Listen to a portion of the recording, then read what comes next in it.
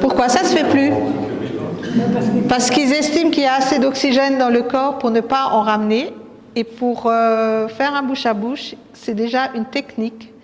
Donc si vous faites ça et que vous ne savez pas le faire, vous allez aggraver la situation. Si vous soufflez trop fort, ça peut aller dans l'estomac. Dans ce cas, vous allez créer des vomissements et ça n'apportera rien.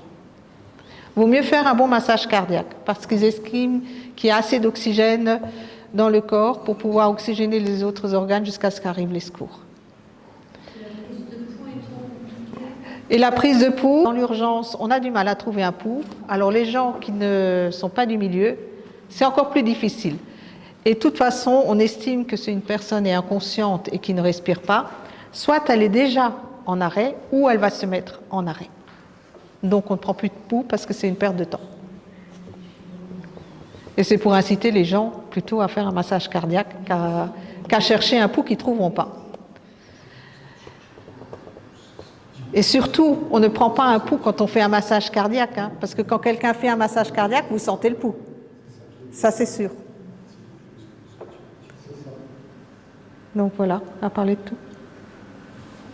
Je ne sais pas, il y en a peut-être ici qui ont des pacemakers?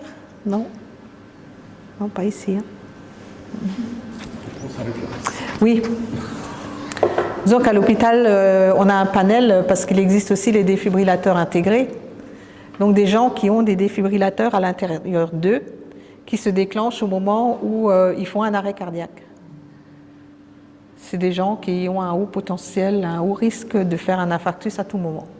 Donc il faut savoir que ça existe. Il existe. Ça a la taille d'un pacemaker. Et vous avez aussi ce qu'on appelle maintenant les live vests, c'est-à-dire c'est comme une brassière. En fait, c'est un défibrillateur qui est intégré dans une brassière que les gens y gardent sur eux nuit et jour et qui peut se déclencher automatiquement. Et en fonction du nombre de déclenchements, ces gens-là peuvent être sujets à porter un pacemaker, un défibrillateur intégré ou pas. Donc ça existe aussi.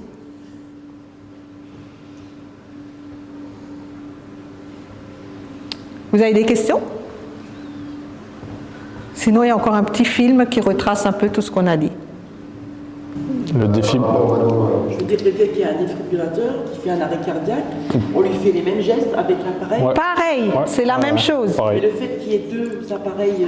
C'est pas grave. Pareil, ça fait rien. C'est que le premier. Si le premier, voilà, s'il fait un arrêt cardiaque, disons qu'une personne qui a un défibrillateur intégré, qui fait un arrêt, ça veut dire qu'il y a un souci avec son défibrillateur. Dans ce cas, vous branchez le défibrillateur. Pareil qu'avec un pacemaker. S'il y a un souci, c'est souvent que ça ne fonctionne pas. Il y a une fois, j'ai fait une intervention. Le départ de l'intervention, c'était mort subite. C'est l'ordre de départ. On arrive chez la personne, on a l'adresse, il y a déjà des secours sur place. Et la victime, elle a été réveillée avec nous, quoi. Donc on se dit, il y a un problème là, parce que... Oui, la victime, si la victime nous parle, en fait.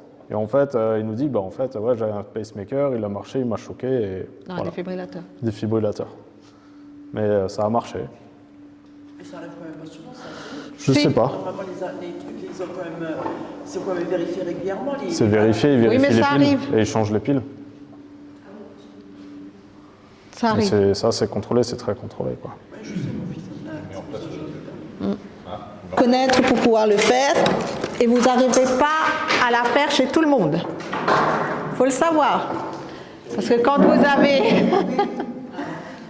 des personnes un peu obèses, vous n'arriverez pas. Ce qui n'empêche, ce qu'on peut faire, c'est vous prenez le poing et vous lui tapez fort dedans.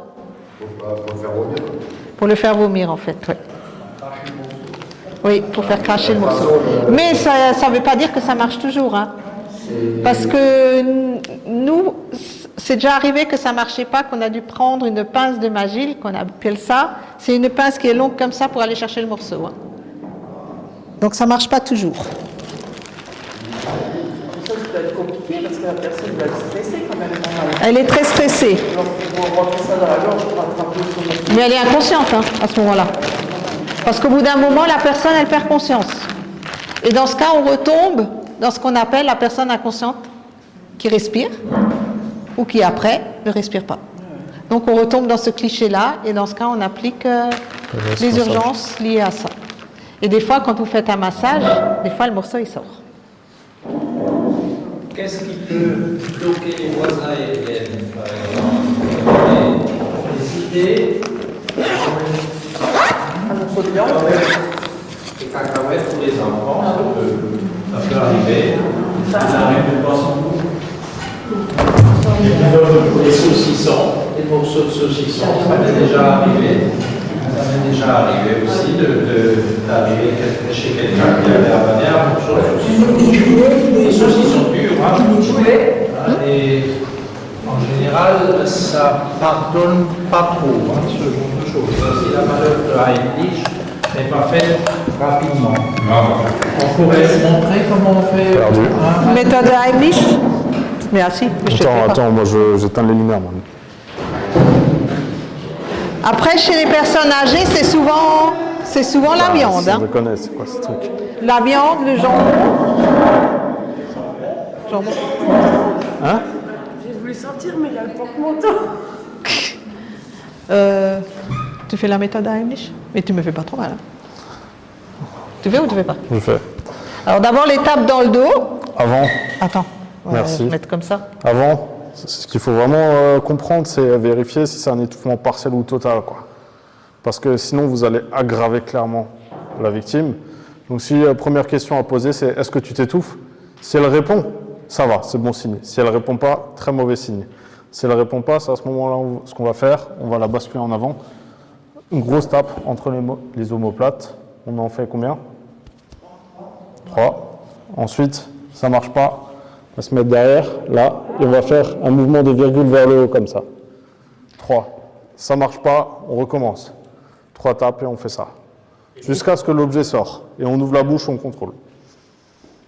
Et on fait ça, jusqu'à ce que l'objet sort. Tant qu'il ne sort pas, on continue.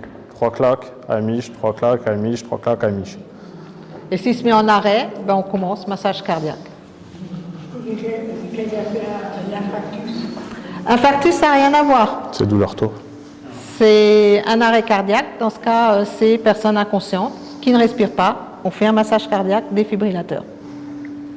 Mais souvent, si vous n'arrivez pas à faire sortir l'objet que la personne a avalé, ça se terminera comme ça. En personne inconsciente qui ne respire pas, massage cardiaque défibrillateur.